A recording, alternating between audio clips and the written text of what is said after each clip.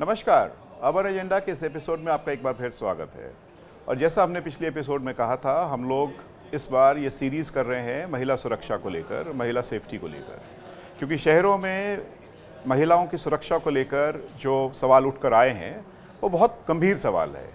पिछले इशू में हमने बात कही थी कि महिलाओं की सुरक्षा और ख़ासकर उनके जब वो आवाजाही है, जब वो अपने कार्यस्थल पर जा रहे हैं।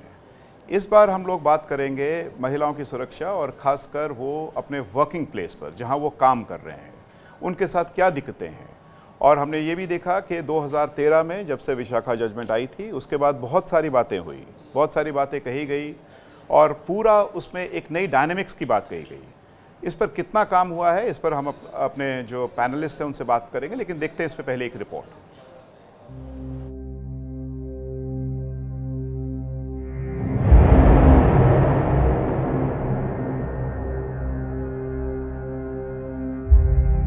फिजिकली हरास कर रहा है मेंटली, तो उसका ना आपके काम पे बहुत ज़्यादा असर पड़ता है। मोस्ट ऑफ द केसेस में यही होता है, मोर देन 50% की आपकी बात सुनी नहीं जाती, यहाँ आई गई हो जाती है। किसी फील्ड में अगर आप नए हो तो आपको डोमिनेटिंग माहौल बहुत झेलना पड़ता है। पिछले कुछ महीनों में कई महिलाओं ने सामने आकर खुद के खिलाफ हुए यौन शोषण की वारदात को सबके सामने रखा, जिसे मीटू का नाम दिया गया। नेता, अभिनेता, फिल्म डायरेक्टर और पत्रकार सहित कई बड़ी हस्तियां इसकी जद में आईं। आरोप उन पर लगे जो पीड़ित महिलाओं के साथ ही काम करते थे। सरकार में केंद्रीय मंत्री रहे एमजे अकबर पर तो 20 महिलाओं ने आरोप लगाए। जाहिर है, इन घटनाओं से ये अंदाजा लगाना मुश्किल नहीं कि काम करने वाली महिलाएं कितनी सुरक्षित हैं। आइए नजर डालते हैं कुछ आंकड़ों पर। महिला एवं बाल विकास मंत्रालय के अनुसार 2015 से हर साल महिलाओं के खिलाफ काम करने वाली जगहों पर यौन उत्पीड़न होने के तकरीबन 500 से 600 केस दर्ज हुए हैं, जिसमें 2015 में 522 केस, 2016 में 539 केस, 2017 में 570 केस और 2018 में 533 केस दर्ज किए गए। आपको लगता है कि आपको किसी की निगाहें लगातार देख रही हैं, तो आप ना अपने काम पे फोकस नहीं हो सकते हैं। तो मुझे लगता है अगर आपके साथ ऐसा कुछ भी हो रहा है तो आप उसको लेके एक्शन लें तुरंत और उन चीज़ों को वहीं पे रोक दें। किसी फील्ड में अगर आप नए हो तो आपको डोमिनेटिंग माहौल बहुत झेलना पड़ता है। तो ये एक बहुत बड़ी कह सकते हैं लैकनेस है कि आप अवेयर हो, आप एजुकेटेड हो, लेकिन आपको झेलना पड़ेगा। ऐसा नहीं है कि इसके खिलाफ कोई कानून नहीं है। 2013 में sexual harassment at work place act के तहत कानून बना कि 10 से ज्यादा कर्मचारियों वाले संस्थान को आंतरिक शिकायत समिति बनाना जरूरी है, जहां महिला अपनी शिकायत दर्ज करा सके। वहीं विशाखा गाइडलाइंस भी पहले से मौजूद हैं, जिसमें कामकाजी महिलाओं की सुरक्षा के लिए दिशा निर्देश दिए गए हैं। अगर समस्या कोई सुनने वाला हो आसानी से, तब तो वो कहीं जा भी सकती है।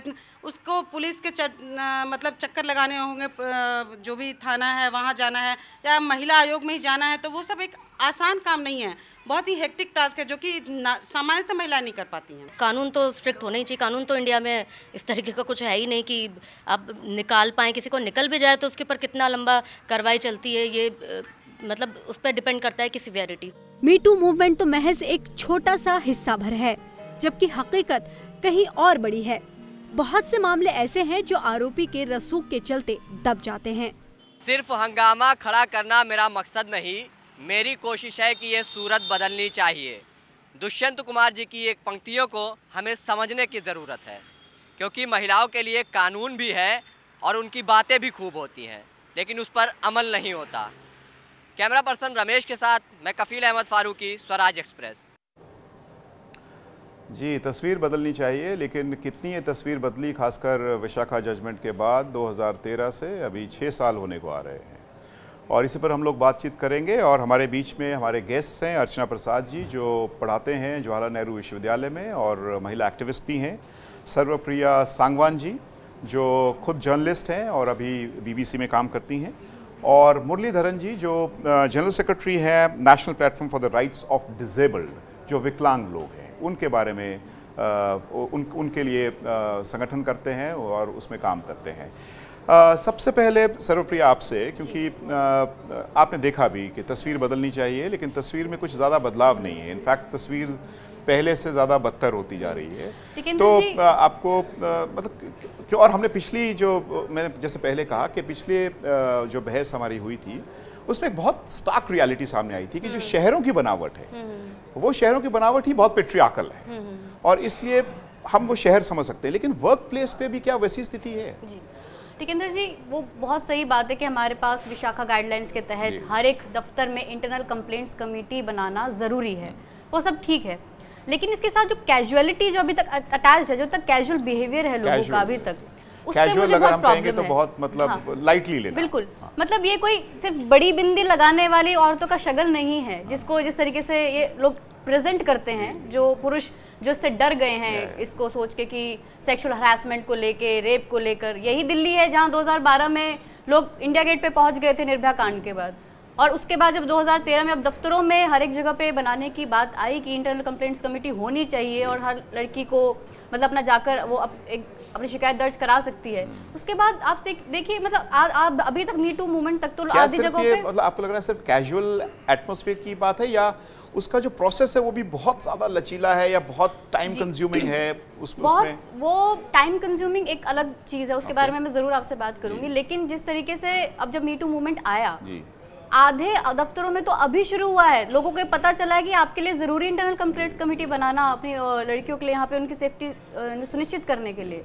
उसके बाद जब ये मी टू मूवमेंट आ गया उसके बाद भी आप सोचिए कि किस तरीके से सोशल मीडिया पे उसका रिएक्शन हुआ है, सब लोग किस तरीके की बातें कर रहे हैं कि ये तो अर्बन लड़कियों का वो है, ये तो कोई किसी पे एक ऐसे इल्ज़ाम लगा देगा। मतलब जो खौफ एक तरीके से पैदा हुआ पुरुषों में और जिस तरीके से उसके बारे में बात करने लगे कि नहीं ये तो ऐसे ही झूठा इल्ज़ाम है, जिसको वही लोग जो ये कहते हैं कि नहीं आप दहेज के खिलाफ वो केस लाइए, उसके खिलाफ वो करिए, ये लोग वो आज इसके खिलाफ बात कर रहे हैं कि ये नहीं होना चाहिए, इसको झूठा केस हो जाएगा। मैं आपसे और भी पूछना चाहूँगा थोड़ा इस नेक्स्ट राउंड में जब हम आएंगे, क्योंकि आप तो जर्नलिस्ट हैं और आपने बहुत सारी स्टोरीज भी कवर की होंगी, कैसे आपके अनुभव है। लेकिन अर्चना जी आपसे हम पूछना चाहेंगे क्योंकि बहुत लोगों का ये मानना है ये अर्बन इशू नहीं है, ये तो महिलाओं का है, आप इसको, लेकिन आपको नहीं लगता कि शहर की ओवरऑल बनावट के साथ जुड़ा हुआ सवाल है और जहाँ पर हम रह रहे हैं, लेकिन कुछ चिंगारी तो सुलग रही है शहरों में, कुछ चिंगारी तो हम देख रहे हैं विमेंस मूवमेंट में, और आप विमेंस मूवमेंट लीड करती हैं, कैसा अनुभव है आपका? और आप पढ़ाती हैं तो दोनों को क्लब करके अगर आप कहना चाहेंगी क्या क्या समझ है? देखिए टिकंदर जी, जो अर्बन सेंटर्स हैं उसमें जो मेजर पॉपुलेशन है वो कामकाजी औरतों की है। मैं एक्चुअली यही बोलना चाह रहा था कि बहुत एलिट नहीं, कामकाजी महिला कामकाजी औरतों की है जो वर्किंग क्लास से आती हैं। मिडिल क्लास जो है वो फिर भी सक्षम है। जो आप मी टू मूवमेंट देख रहे थे वो इंडिविजुअल मिडिल क्लास औरतों का मूवमेंट है। वो उनकी एजेंसी जो है वो कई फैक्टर्स से आती है, पर जो आप विशाखा की बात कर रहे हैं, फॉर एग्जांपल एक लेडी एक गवर्नमेंट सर्विस में काम कर रही थी, वो भी जयपुर की एक आउटस्कर्ट्स पे काम कर रही थी, तो वो मूवमेंट जो है उसमें भी बहुत स्टूडेंट्स और मिडिल क्लास महिलाओं ने साथ दिया और महिला संगठनों ने साथ दिया। पर वो जो है विशाखा जजमेंट वो एकदम नीचे से दबाव के उससे उभर के आया। तो पहली बात कहना है कि ये जो तो एक मैं समझ गया बात कि नीचे से दबाव के माहौल से विशाखा जजमेंट आ गई, लेकिन अभी जो चैलेंज है, क्योंकि 2013 के बाद भी जैसा सांगवान जी ने कहा कि बदलाव बहुत नहीं हुआ है, तो वो क्या है, असली बात क्या है, प्रॉब्लम क्या है? प्रॉब्लम क्या है कि एक सेक्सुअल हैरेसमेंट का एक्ट जो है ना वो हमें इंस्टीट्यूशनली देखना चाहिए, तो मतलब पूरा संस्थागत तरीके से, मतलब आईसीसी में कुछ इंस्टीट्यूशंस डाले गए, पर आईसीसी आप मतलब इंटरनल कंप्लेंट कमेटी जी हमारे दर्शकों के लिए थोड़ा अगर अच्छा इंटरनल कंप्लेंट कमेटी जो 2013 की लॉ में बनी गई, उसमें कुछ प्रोविजंस डाले गए। अब उनकी खामियां क्या थी, ये थी, वो तो हम मतलब अगले राउंड में भी बात कर सकते हैं, बट उसमें जो नंबर एक जो कमिटीज बनी वो बनी भी या नहीं बनी इस पे कोई डेटा नहीं है। लेकिन आप महिला मूवमेंट में काम करती हैं, तो आपका क्या अनुभव है? अभी आपकी स्टेट की कॉन्फ्रेंस भी हुई है दिल्ली में, अगर हम रफली माने, क्योंकि हमने बहुत आंकड़ा उठाने की कोशिश की कि वर्किंग स्टेशंस पर कितने वर्किंग स्टेशंस में परसेंटेज में होंगी, तो मुझे नहीं लगता 30-40% से ज़्यादा बनी भी हैं। आप तो बहुत ज़्यादा बता रहे हैं। टिकटरी गवर्नमेंट ऑफिसेज में होती हैं क्योंकि वो मैंडेटेड है बाय लॉ। प्राइवेट ऑर्गेनाइजेशंस में इंक्लूडिंग मीडिया ऑर्गेनाइजेशंस रिकॉर्ड बहुत ज़्यादा खराब है। हमें मीडिया की लड़कियों ने खुद अप्रोच किया है। पर एक छोटा सा पॉइंट के साथ मैं छोड़ना चाहूंगी कि हर ब्लॉक और डिस्ट्रिक्ट में भी कमेटी होनी जरूरी है इस एक्ट में, और उसका कोई रिकॉर्ड या मॉनिटरिंग सिस्टम सरकार के पास तो नहीं है। मुरलीधरन, मैं आपके पास दोबारा आता हूँ। मुरलीधरन जी, आपसे हम पूछना चाहेंगे, क्योंकि आपका आना इसलिए भी ज़रूरी है क्योंकि जब महिला सुरक्षा के सवाल है उसमें पुरुष का होना बहुत ज़रूरी है, क्योंकि ये सिर्फ महिलाओं का सवाल नहीं है। और पिछले एजेंडे में हमने बात भी कही थी कि ये जो परचम उठाने की बात है, ये परचम महिला पुरुष दोनों को उठाने की ज़रूरत है। और ये बराबरी का सवाल है। सबसे बड़ी बात है कि ये बराबरी के साथ जुड़ता है, लैंगिक बराबरी के साथ जुड़ता है। और आपका जो संगठन है वो तो डिसेबल्ड में काम करता है, जो फिजिकली डिसेबल्ड हैं, विकलांग जिनको हम कहते हैं। मुझे लगता है आपके पास ऐसे डेफिनेटली बहुत सारे स्टोरीज़ भी हैं और बहुत सारे मतलब इंटरवेंशन भी हैं जहाँ पर आप लोगों ने किए हैं, और उस पर तो ज़्यादा चैलेंज भी है। आप कैसे देख रहे हैं इस पूरे सवाल को? देखो, सबसे पहले तो ये बात ये है कि ये मी टू का सारा जो चला है उसमें आपने कभी कोई भी केस ऐसा देखा नहीं होगा जिसमें डिसेबल्ड महिला की कहानी आई। It reflects on one, there is only one case. सारे हिंदुस्तान में एक ही केस जो टाइम्स ऑफ इंडिया में रिपोर्ट किया गया था, एक महिला के केस को लेकर, where she had the courage to say it. बाकी महिला, ऐसा नहीं कि केसेस नहीं हो रही है, केसेस बहुत सारे हो रहे हैं, और disabled women are more vulnerable actually. आंकड़े बताते हैं, जो भी आंकड़े अवेलेबल है उससे पता चलता है कि they are 3 times more vulnerable than other women. 3 गुना ज़्यादा उनकी वल्नरेबिलिटी है। हिंदी में क्या है मुझे मालूम नहीं, but they are 3 times more vulnerable. So इसीलिए केसेस उतने ही ज़्यादा होनी चाहिए, बट उसका जो रिफ्लेक्शन जो है मीडिया में आता नहीं। लोग कहेंगे कि दे आर ऑलरेडी स्टिग्मेटाइज्ड, लेकिन मीडिया में नहीं आता है, लेकिन जनरली केसेस रिपोर्टिंग में नहीं आते, लोग खुलकर बोलने के लिए तैयार नहीं। ये भी एक चीज़ है। अब मैं एक तो वर्कप्लेस की जब बात करोगे, हैरेसमेंट वर्कप्लेस की जब बात करेंगे, सबसे पहले हम ये सोचना चाहिए कि डिसेबल वुमेन जो है, डिसेबल की वर्कफोर्स में ही कम तादाद में होती है, महिलाओं को खास करके, है ना। There just 0.5% of total workforce that is there in the organised sector, और वल्नरेबिलिटी 3 गुना ज़्यादा है। वल्नरेबिलिटी 3 गुना ज़्यादा है। अभी मैं 2 केस आपको बताना चाहूँगा। एक तो एक बैंक एम्प्लॉय का केस है, जो महिला थी, शॉर्ट स्टैचर ड्वार्फ महिला जो उसे कहते हैं, she was employed in a bank. अब उसको स्पेशल अकोमोडेशन की ज़रूरत है, she needs a table that is short in height, कुर्सी भी उस किस्म की चाहिए थी। अब उसने जब मैनेजमेंट के सामने, बैंक के मैनेजमेंट के सामने डिमांड प्लेस किया, तो management was willing to provide that accommodation, but उसके साथ के एम्प्लॉयज़ क्या कह रहे थे, remark that the employee made कि भाई ये स्टूल और टेबल तो ठीक है, क्या ब्लाउज भी आप छोटा मंगवाएंगे? Where do you get your blouses from? माहौल क्या है? That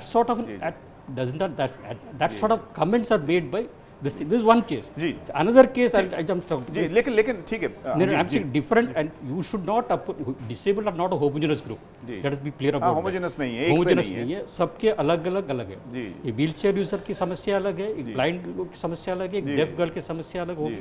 And there are various sort of diseases. I'm not going to all those things. जी. अब एक blind लड़की के देखिए, एक टीचर थी एक स्कूल में, वो कॉरिडोर से पास हो रही थी, and it was in a blind school. Some staff member came and rubbed against her. है ना? She was not able to identify किसने क्या क्या नहीं किया. ऐसे बहुत सारे केसेस हैं, सिर्फ मतलब ये तो दो आप बता रहे जो आपके पास आए हैं, लेकिन बहुत सारे ऐसे केसेस हैं. सर्वप्रिया, क्योंकि आपका एक लंबा एक्सपीरियंस है रिपोर्टिंग का भी, आपको क्या, अगर हम निचोड़ निकाल के देखें तो इससे क्या निकल कर आ रहा है, और आपको क्या लगता है कि अगर कुछ पिन पॉइंट होना चाहिए इमीडिएटली, जैसे आप अर्चना ने कहा कि ये तुरंत होना चाहिए, तो आपको क्या लगता है कि एक तो जब अर्चना जी बोल रही थी कि सरकारों में तो मैंडेटेड है, लेकिन आप ये बताइए सरकार बनाते कौन है? Political parties. आप कितनी पॉलिटिकल पार्टीज को जानते हैं कि वहाँ पर ये इंटरनल कंप्लेंट्स कमेटी उन्होंने अपनी बनाई है कमेटी? है ही नहीं। एक आम आदमी पार्टी में शायद है, लेकिन कांग्रेस, बीजेपी जो हर टाइम अपने घोषणा पत्र में ये चीज लिखते हैं कि विमेन सेफ्टी, तो उन्होंने कहा है लेफ्ट पार्टीज में हो सकता है, लेकिन वही जो विमेन सेफ्टी के ऊपर तो इंटरनल कंप्लेंट, लेकिन बाकी कहीं भी नहीं है। दूसरी प्रॉब्लम ये है कि तो आपने पार्टियों का भी सवाल उठाया कि जो राज कर रहे हैं वहां भी मानसिकता ये होनी चाहिए। नेता जाती है ना, कार्यकर्ता है वो भी जाती है। अर्चना ने कहा लेफ्ट पार्टीज में है और शायद आप कह रहे हैं आम आदमी पार्टी में भी है, लेकिन बीजेपी कांग्रेस में नहीं है। मैं खुद उनसे सवाल कर चुकी हूं। हम समझते हैं कि हमारे जो आज शो देख रहे हैं वो ये भी दबाव रखेंगे कि खासकर जो राजनीतिक पार्टियां हैं उनके अंदर भी ये पूरी कमिटीज होनी चाहिए। जब विमेन सेफ्टी की आप बात कर रहे हो तो आपके भी कार्यकर्ता वहां पर आती हैं, बहुत तरीके के पद संभालने वाली औरतें वहां आती हैं। अगर आप भी उनकी कलीग उनके साथ कुछ बर्ताव करें तो कहाँ जाएंगे। दूसरी बात ये जो हमारे पास ये है, हमारे पास ये शाखा गाइडलाइंस हैं, हर दफ्तर में इंटरनल कंप्लेंट्स कमेटी है, लेकिन जब तक एक दफ्तर में माहौल ये नहीं होगा कि किसी को भी स्ट्रिक्ट नहीं होगा कि आप नहीं बच सकते हैं अगर आपने ऐसा कुछ किया। ये कैजुअल सेक्सिज्म जो आप स्टार्ट कर देते हैं, कुछ भी बोल दिया अपने विमेन के सामने, गालियां दे दिया, कुछ भी बोल दिया, ये नहीं बर्दाश्त होगा। माहौल जब तक ये माहौल ठीक नहीं हो सकता है, मतलब बहुत इंपॉर्टेंट सवाल है। जो वहाँ पर जो बॉसेस हैं हमारे दफ्तरों में, तो जो उसकी प्रोहिबिशन, उसका जो एक इम्पोर्टेंट है, उसमें माहौल बहुत, उनका माइंडसेट ऐसा होना चाहिए कि जैसे वो सेक्सिस्ट बात सुनते हैं, जैसे कुछ ऐसा होता देखते हैं, उनको उसी टाइम ऐसे बोलना चाहिए ताकि लोगों में बात ये डर बैठे कि नहीं आप ये चीज़ें नहीं चलेगी, एटीट्यूड आपका नहीं चलेगा। ठीक है। और बहुत प्रॉब्लम ये होती है, एक और प्रॉब्लम है कि जब मान लीजिए, मैं अपने बहुत व्यक्तिगत अनुभव से एक बात बताऊं कि जब अगर मुझे बात करनी है, मुझे किसी की कंप्लेंट करनी है, मैं किसी से परेशान हूँ, हरास्ड हूँ, मेरे दिमाग में 100 चीज़ें आती हैं। मेरे दिमाग, मैं खुद इतनी एम्पावर्ड हूँ, पढ़ी लिखी हूँ, 8 साल से जर्नलिज्म में हूँ, मैं तब भी इतनी सोचती हूँ कि अगर मान लीजिए मैंने इसके लिए कंप्लेंट की तो उसके क्या कॉन्सिक्वेंसेस होंगे। कल को मैंने आज इसका मतलब जो अर्चना भी उठा रहे थे कि इंस्टीट्यूशनल स्ट्रेंथ होना बहुत जरूरी है, क्योंकि उस पर कॉन्फिडेंस होना चाहिए। ठीक है, हम इस पे सर पे दोबारा भी आते हैं, अब बात करते हैं। छोटे से ब्रेक के बाद हम लोग इस डिस्कशन को जारी रखें।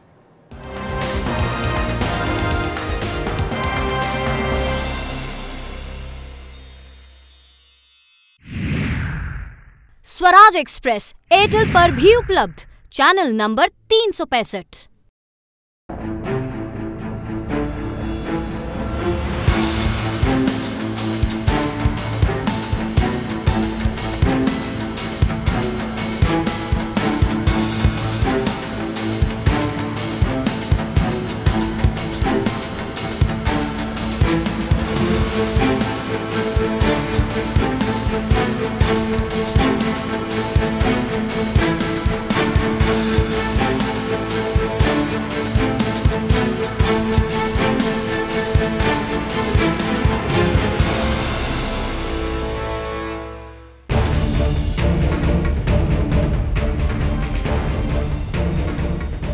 खेती किसानी और ग्रामीण भारत की खबरें लेकर मैं अनिका आर्यन हाजिर हूं। देश का पहला न्यूज चैनल जो बुलंद करता है किसानों की आवाज, उनके मुद्दे, उनकी फरियाद। धान उपजा कर रखे हुए हैं, लेने वाला नहीं है। किसान तो कर्जे में जा रहा है। खबरें ग्रामीण इलाकों की, मंडी, खेत खलिहानों की। हम सब किसके बच्चे हैं? किसान के। शहरों में गांव से आई आबादी की। सब बेरोजगार हैं। बातें सरकारी दावों की, पड़ताल कुछ आंकड़ों की। हमारे यहाँ केवल 20 दवाइयाँ हैं और पूरी तरह से ये योजना प्रधानमंत्री जी की फेल है। अपने किसानों से जुड़ी हर बात। ये रेड एल्पिनो है, इसकी विदेशों के अंदर बहुत ज्यादा डिमांड होती है। देखिए मेरे साथ रोजाना शाम 6 बजे किसान बुलेटिन में।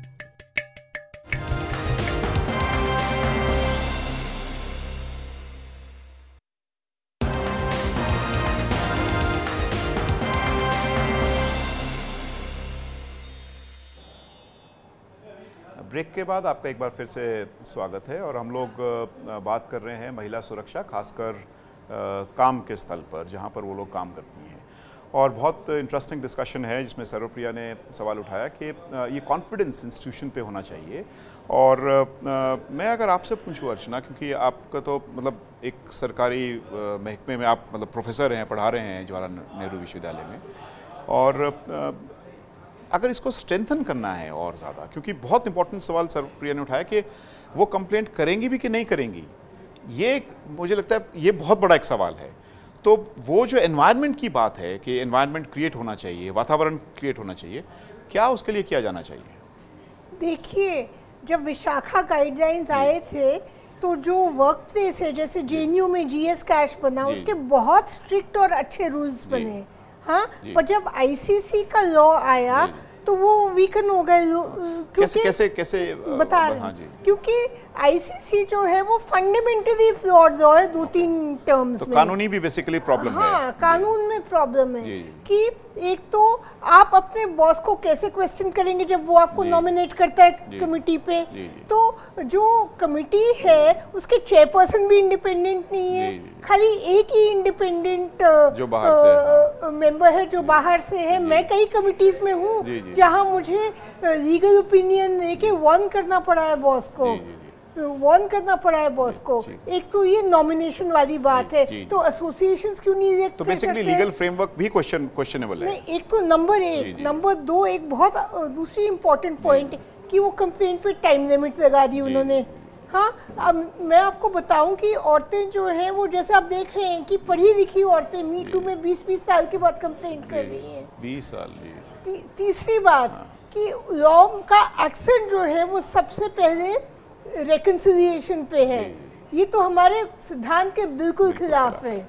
और आप क्या समझते हैं कि क्या सिर्फ डिटरेंस एक इम्पॉर्टेंट क्वेश्चन है इसमें, क्योंकि रिकन्सिलिएशन नहीं होना चाहिए लेकिन सिर्फ हमारा प्यूनिटिव होना चाहिए ज़्यादा?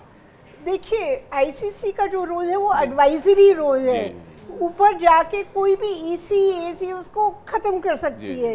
हाँ, तो ये बेसिकली लीगल उसमें भी बहुत जो हम ये तीनों बातें कह रहे हैं कि प्रोहिबिशन, प्रिवेंशन और रिड्रेसल, तो ज़्यादा रिकन्सिलिएशन के आसपास। और एक और बहुत ही गंदी प्रोविजन जो हमारी यूनिवर्सिटी में इस बार लागू की गई है कि अगर आपकी रिपोर्टिंग फॉल्स पाई जाए या मोटिवेटेड पाई तो आपके खिलाफ कार्रवाई हो जाएगी। हमारी एक स्टूडेंट को तो पीएचडी भी खत्म नहीं करने दे रहे इस पे। आई थिंक जी बहुत इंपॉर्टेंट। सर्वप्रिया, आपको क्या लगता है, आप मतलब ये जो चैलेंजेस है, क्योंकि ये तो जीता जागता उदाहरण है कि कैसे जीएस कैश को ख़त्म करके और फिर जो इंटरनल कमेटी के थ्रू किया गया है और वो बहुत ही डाइल्यूशन हुई है। हम नहीं कह सकते कि जीएस कैश वापस लाया जाए, मतलब ऑफ कोर्स ये डिबेट के लिए है, लेकिन अगर मॉडल के रूप में, जैसे आपने एक बहुत इंपॉर्टेंट बात कही, वातावरण बनाने के लिए अगर वही बॉस है तो वो वातावरण कैसे बनेगा, तो और क्या ठोस रूप से आप समझते हैं जो इम्पोर्टेंट है? सबसे पहली बात तो ये कि ये बहुत अच्छी बात है कि ये है जी, ये होना ही चाहिए। सबसे पहली बात होना चाहिए, पहले तो है ही नहीं बहुत सारी जगह पर। अगर ये है तो इसलिए भी होना चाहिए। मान लीजिए उसका नतीजा क्या निकलता है, आपका कितना रिड्रेस हुआ, आपका प्रॉब्लम नहीं हुआ, वो अलग बात है, लेकिन इसलिए होना चाहिए क्योंकि एक महिला, आपका जो न्याय व्यवस्था जो बन गई है, वो पहले पुलिस स्टेशन में जाना, फिर कोर्ट में जाना, she can not afford it, उसमें इतना करेज ही नहीं है। तो अभी वो इससे एक फायदा हो, एक कदम आगे, एक चीज है वो वहां पर जाकर बोल सकती है। और कई बारी बहुत बड़े भी आपको प्रॉब्लम नहीं होती कि बहुत बड़ी प्रॉब्लम है या कोई वो किसी छोटी प्रॉब्लम के लिए भी उनको जाके कह सकते हैं, जिससे वो उसको रिड्रेस किया जाए। थोड़ा सस्पेंशन से, मतलब जो आरोपी है उसको सस्पेंशन से उसको डिटरेंट कर सके या इस तरीके की जो, और फाइन लगा कर, ये सब चीज़ें। तो ये तो एक बहुत ज़रूरी चीज़ है। लेकिन हाँ, सिर्फ और सिर्फ ये माहौल से ही ये चीज़ ठीक हो सकती है कि जो हमारा जो बॉस है, जो एचआर बहुत स्ट्रांग होना चाहिए। ऐसा नहीं कि हो सकता है कल को बॉस को ही हमें करें, लेकिन एचआर को इतना स्ट्रांग होना चाहिए, बनाया जाना चाहिए हर एक। तो आपको नहीं लगता है कि जैसे एक प्रियम्बल ऑफिस में, आजकल मैं बैंक में देखता हूँ कि सुबह जाते ही ये गाना लग जाता है, तो ऐसा प्रियम्बल होना चाहिए कि ऑफिस एंटर करते ही बिल्कुल फट गाइडलाइंस, जैसे हम लोग जिस स्टेट से मैं आता हूँ, ये तो लॉ में है, कोई करता नहीं है। आप सोचिए कि ये लॉ में लिखा है कि आपको सब जगह पे कमेटी के मेंबर्स का नाम लगाना पड़ेगा, क्या सेक्सुअल हैरेसमेंट है वो सब पोस्टर्स लगाने पड़ेंगे, आपका ऑफिस पटा होना चाहिए, कैंपेन होना बहुत जरूरी है। कोई नहीं है।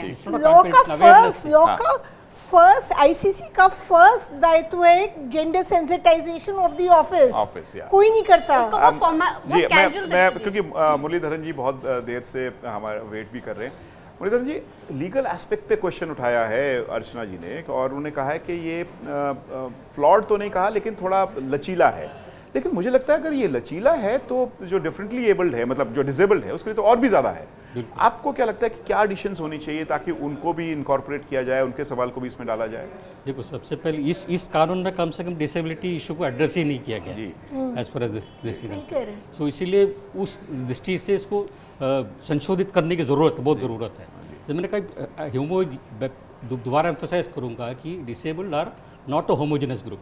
हालांकि नहीं, इसीलिए 21 किस्म के लोग हैं। So in small thing I can't specify all those issues there. So deaf के लिए साइन लैंग्वेज इंटरप्रेटर की जरूरत पड़ेगी। अब एक्सेस सबसे बड़ा मुद्दा है सबके लिए ना, एक्सेस सबसे बड़ा मुद्दा है डिसेबल के लिए। अब इस टीवी स्टूडियो में अगर एक व्हीलचेयर यूजर को आना है आपके प्रोग्राम में बैठ के बात करने के लिए, I would prefer that she come, but she will not be able to come for that. So I no access to internal mechanism also, ICC में भी एक्सेस का बड़ा सबसे बड़ा एक कदम और आगे चाहिए, एक कदम आगे और एडजस्टमेंट की जरूरत पड़ती है। तो अब जैसे बहुत सारे इश्यूज में देखिए, अभी मैं जैसे वो ब्लाइंड लेडी का मैंने बताया, her complaint was entertained, but उसको जो है उसको किया गया that complaint did not stand because there was nobody to give evidence।